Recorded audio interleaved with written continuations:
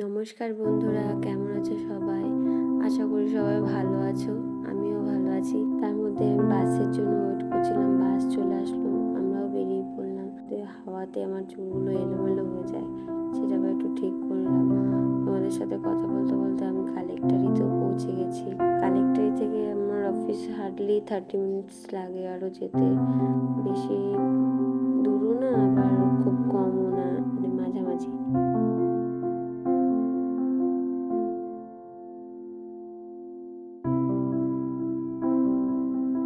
তার মধ্যে দেখো বাস থেকে নেমে যায়, নেমে একটু হাঁটতে হয় সামান্য, কারণ ওটুকুনি কোনো টোটো বা অটো কিছুই পাওয়া যায় না।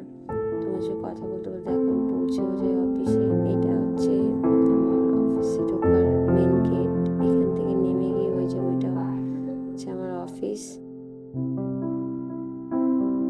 এই দেখো, এটা হচ্ছে আমার ডেস্ক, এখানে আমি বসি রিসেপশনে।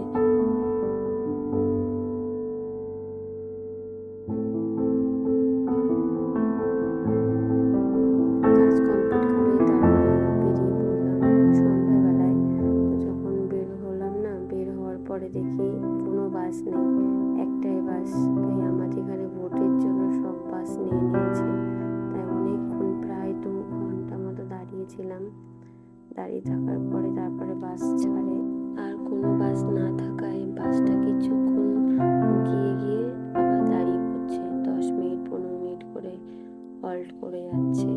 এত বিরক্ত লাগছিল, সাথে এত গরম, ঘেমে ঝেমে একাকার। তার মধ্যে এরকম একবার যাচ্ছে একবার দাঁড়াচ্ছে, একবার যাচ্ছে একবার দাঁড়াচ্ছে। কি করব, কিছু করার নেই, কারণ আমার মতো অনেকেই আছে যারা বাসটা ধরবে, তাদের জন্য ওয়েট করছে, কারণ নেক্সট কোনো বাস নেই। তারপর দেখো আমরা মেন রোডে উঠে পড়ি। এই সুন্দর লাগছিল দেখতে, তাই আমি একটু ভিডিও করলাম। তার মধ্যে আমাদের এখানে দুর্গাশ্রমটা একটু দেখা গেল, আর ভোলে বাবাকে দেখা যাচ্ছিল, মানে শিব ঠাকুর। খুব সুন্দর লাগছিল, তোমরাও দেখো। আর জানো তো, তোমরা তোমাদের ফ্যামিলির সবাইকে নিয়ে এখানে ঘুরতে আসতে পারবে, সব রকম ব্যবস্থা আছে। খুব সুন্দর জায়গাটা। আজকের মতো ব্লগটা এখানে শেষ